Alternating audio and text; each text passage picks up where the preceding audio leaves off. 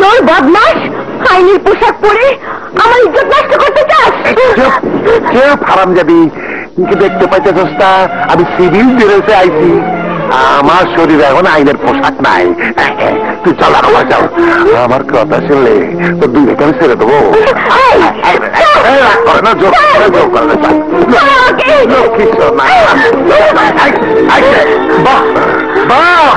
চমৎকার, এই হইল একজন থানার উচিত চরিত্র। পাগলামি করবি তো রাস্তায় যা, এইখানে পাগলামি করলে তোকে আমি লকাপে ঢুকাই দেবো।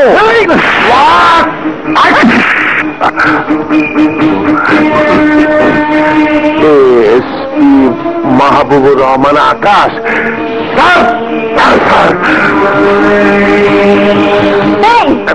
এখন আমাকে নষ্ট কর, নষ্ট কর আমাকে। স্যার স্যার মেয়েটার কথা বিশ্বাস করবে না স্যার। স্যার আমি ওকে মেয়ে মানুষ বলে আমার নিজের বাংলোতে রাখতে চেয়েছিলাম স্যার। একটা অপরাধ থাকার জন্য আবার মিথ্যে কথা। স্যার আমাকে ক্ষমা করে দিন স্যার, এমন ভুল আর কোনোদিন হবে না। আপনি রিপোর্ট করলে আমার চাকরিটা চলে যাবে। তোমার মতো অসৎ অফিসার ডিপার্টমেন্টে থাকলে ডিপার্টমেন্ট কলঙ্কিত হবে। আমাকে রিপোর্ট করতে হবে না, আমার যে স্পেশাল ক্ষমতা আছে সেই ক্ষমতা বলে তোমাকে আমি সাসপেন্ড করতে পারি। স্যার প্রথমবারের মতো ক্ষমা করলাম, দ্বিতীয়বার তোমার কোনো বাপও তোমাকে বাঁচাতে পারবে না। আর ভুল হবে না স্যার।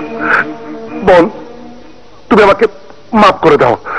ওকে মাফ করে দাও বোন, তোমার সাথে খারাপ ব্যবহার করার জন্য আমি দুঃখিত। দেখো দেখো, তোমার মতো পুলিশ ডিপার্টমেন্টে এখনো সবাই নষ্ট হয়ে যায়নি। আজ থেকে অন্তত মনে রেখো, তোমার মতো সামান্য কজন অসৎ অফিসারের কাছে দেশ জাতি দেশের মানুষ সবাই জিম্মি হয়ে যায়নি।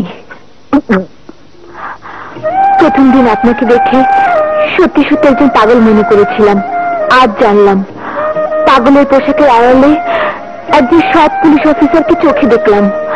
আপনাকে অনেক অনেক ধন্যবাদ। জীবনটা কোথায় যাবে জানি না, তবে আপনার এই উপকারের কথা চিরদিন মনে রাখবো ভাইয়া। It's okay.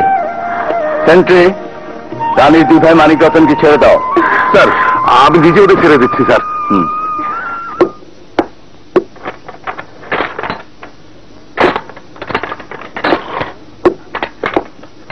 এসো।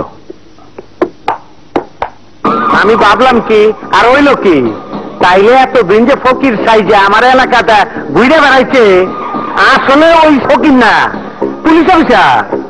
ও অর্জেন আমার মুখের খাবারটা খাইবার পারলাম না। না না ভাই, ওই শালার বাচ্চারে শেষ করে দেন। রমজান তো আছি, দিমু শেষ করে দেবো না। না ভাই, আগে আমার মনের জ্বালাটা মিটাইতে হইব, তারপর রমজান রানীর দুই ভাই আর ওর মায়েরে খুন কইরা রানীরে খাইতে হইব, তারপরে ওই অফিসার।